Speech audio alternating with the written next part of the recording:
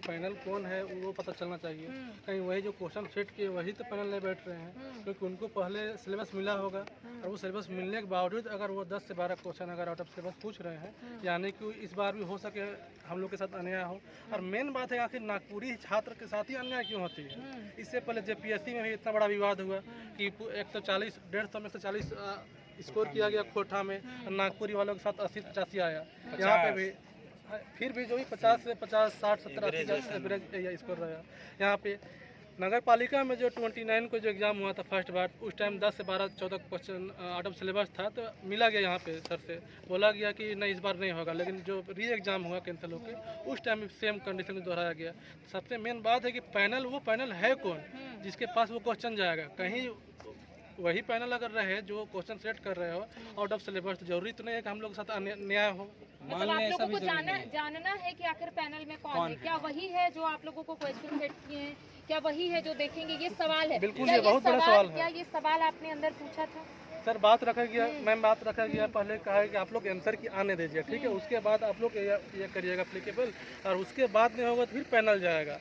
तब आंसर की आने के लिए फिर बात रखा गया कि अभी तक आंसर क्यों नहीं आए हैं। जैसे कि सर बोले कि आंसर की क्यों नहीं आया, बोला गया कि आप लोग वेट करिए, अभी जस्ट एग्जाम हुई रही एग्जाम, उसके बाद आप लोग के आंसर किया आएगा तो फिर आप लोग का जो बात है वो सुना जाएगा। और हम लोग पैनल को भेज दिए। अब पैनल डिस्क्लोज नहीं किया था, बोला था कुछ शायद कुछ चीज़ें जैसे क्वेश्चन जो बनाते छापते हैं या फिर जो पैनल बैठे वो डिस्क्लोज नहीं किया था। इसमें कुछ सिक्योरिटी का भी मामला है, तो ये सब चीज़ें ओपन नहीं होती है इस तरह से। पैनल डिस्क्लोज नहीं किया नहीं किया जाएगा। आंसर के आने के बाद ही चीजें स्पष्ट हो जाएगी।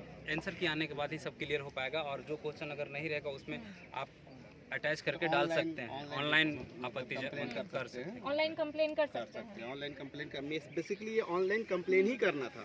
इनका अकॉर्डिंगली इनसे बात जो हो रही थी कि आंसर की आने के बाद ही आपको ये काम करना था, जो आज हम लोग पहुंचे हुए थे। तो हम लोग को एक्चुअली आंसर की के बाद आना था। तो इन्होंने बोला अच्छी बात है कि आप प्रोएक्टिव होकर पहले आए, और हम लोग भी इस चीज़ को देख रहे थे। तो हम लोग ये भेजने ही वाले थे, तो उन लोग एक्चुअली हमको लगा कि शायद वो फाइल उसी चीज़ का पकड़े हुए हैं जिसके बारे में बता रहे थे।